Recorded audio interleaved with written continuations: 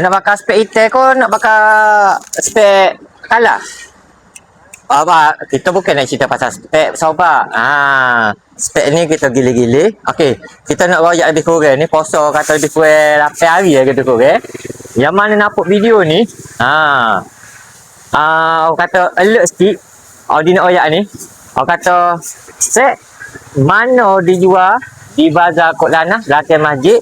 Audi jual pelbagai menu hot item akok Pandan dan akok Nissan. Ya, pandang Audi, pandan akok memang terbaik. Orang kata kalau makan akok Audi berlemak, manis, tak muak, sedap, berbaloi, harga murah, berpuas hati. So orang kata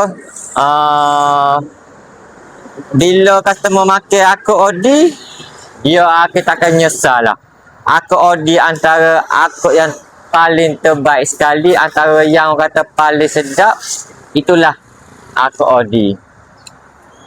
Jarang lelaki pandai buat kuih.